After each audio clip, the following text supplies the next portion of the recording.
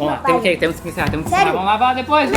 Mais tarde, tchau. Solta o gibi, cara. Eu tenho que guardar, eu tenho que ir pra aula. Gente, se vocês der 10 mil de like, eu vou trollar ele e vou bater nele muito. Cara, tu tá forte? Solta o meu gibi. Porque eu tô achando que eu malho.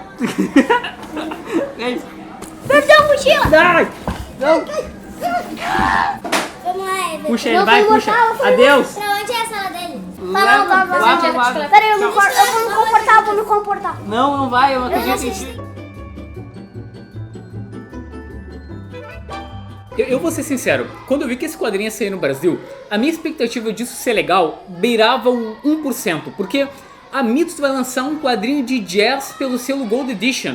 Não tinha jeito disso aqui ser bom. Então, agora eu li e é uma das melhores coisas de 2018, pelo menos na minha opinião. Mas antes de falar da HQ, vamos a uma rápida contextualização histórica. Entre as décadas de 1920 e 1930, tá rolando nos Estados Unidos a Lei Seca, onde basicamente o governo proibiu a venda, o consumo, enfim, a produção de bebidas alcoólicas no país. Pensa que naquela época recém tinha rolado a Primeira Guerra Mundial e o governo queria se focar em outras coisas. Eles também queriam que o país não estava passando por um bom momento, então talvez uma forma de resolver o problema era fazendo a galera trabalhar mais, ou seja, sem bebidas, sem espaço para isso. Só que no fim, essa lei seca se provou um imenso fracasso, porque é impossível tu remover um hábito cultural de uma população. Então, a partir do surgimento dessa lei, surgiram também os bares ilegais, que vendiam bebida alcoólica, e os gangsters, que basicamente dominavam ali os Estados Unidos daquela época. Tu tinha corrupção também rolando na polícia, tinha nomes conhecidos como Al Capone, e sem dúvida assim, é uma época muito legal pra tu contar uma história. Tem, por exemplo, uma série ótima na HBO que se chama Boardwalk Empire, que é demais, tem o Steve Buscemi nela, é muito legal. Tem um filme que eu gosto muito que é Os Infratores, com o Tom Hardy, lá na época que ele tava fazendo o Bane.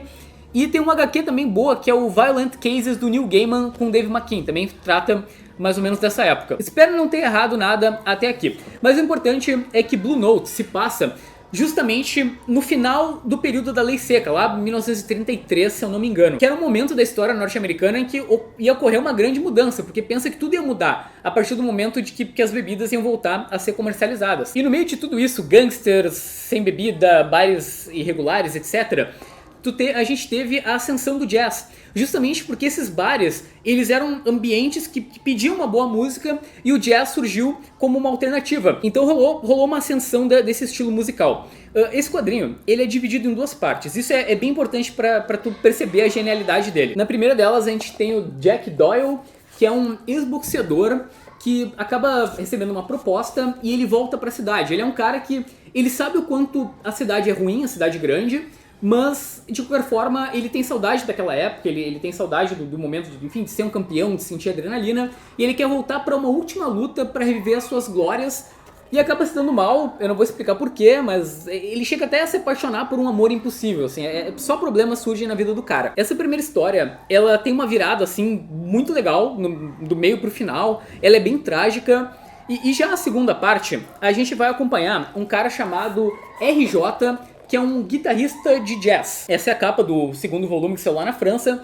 Só pra contextualizar, o primeiro volume saiu em 2013 na França pela Glénat e o segundo em 2014 pela mesma editora. E se a primeira parte do quadrinho já é muito legal, a segunda, ela torna ele brilhante, assim, porque aqui a gente vai ver a história desse guitarrista de jazz, que o objetivo dele é ganhar o grande público da cidade grande. Ele tem muita esperança que a cidade grande seja o local onde ele vai conseguir a ascensão dele como músico. Mas o legal é que quando termina a história do Jack, a história do próximo personagem, que é o músico, ela se passa no mesmo lugar, no mesmo tempo, e é muito legal de ver como o roteirista entrelaçou a história dos dois caras de uma forma de que, quando tu lê a segunda, ela explica coisas da primeira. E se tu vai de volta na primeira, tu entende coisas da segunda. É muito bem trabalhadinho assim o roteiro, então eu imagino o trabalho que ele teve pra fazer isso. Tanto é que em vários momentos tu percebe que uma página é um espelho da outra. Tu consegue ver as páginas da primeira sendo um espelho do que acontece na segunda. E também o artista aqui, que eu não vou me atrever a pronunciar o nome, ele é um cara muito habilidoso, porque, por exemplo, a gente tem aqui uma luta de boxe, onde o fundo é preto. Por que o fundo é preto aqui? Porque é um momento muito íntimo entre os dois lutadores, então é um momento que o desenhista tem que mostrar a plateia, tem que ser só os dois caras se batendo. o que é muito inteligente artisticamente falando. E ao mesmo tempo, com a arte, ele mostra a diferente percepção que cada personagem tem da cidade. Olha só que demais. Quando o Jack chega na cidade, ele vê ela toda escura, suja, não é um lugar legal. Ele sabe que esse ambiente não é pra ele. Ao mesmo tempo, quando o RJ vai chegar na cidade grande, é totalmente o contrário. Olha só como tá tudo muito iluminado, é tudo muito bonito. Então, é um desenhista muito bom. Sendo que as páginas onde ele mostra o RJ tocando são lindas. Sério, olha que demais a forma que o cara representa música com os desenhos. É simplesmente demais. É realmente uma das melhores coisas que eu li esse ano. Porque, primeiro, como eu falei, é um tempo muito legal de se contar uma história. Tu tem personagens muito cativantes, assim. Por exemplo, o Jack, ele é um cara que ele quer ir atrás das glórias antigas. O outro tem um sonho e ele quer perseguir esse sonho. Tá, ponto negativo. Eu acho que o quadrinho tem um defeito. Ele se passa justamente nos últimos dias da Lei Seca. E tu, quando termina a história, tu fica muito curioso pra ver o que os personagens vão fazer quando a Lei Seca acaba. E tu não sabe, porque a história justamente termina naquele momento. Tá, desculpa, eu me empolguei um pouco. Se tu já leu Blue Note em algum momento da tua vida, comenta aí embaixo o que tu achou. E é isso, certo? Espero que esse vídeo tenha sido legal e quando tu lê isso, tu goste tanto quanto eu.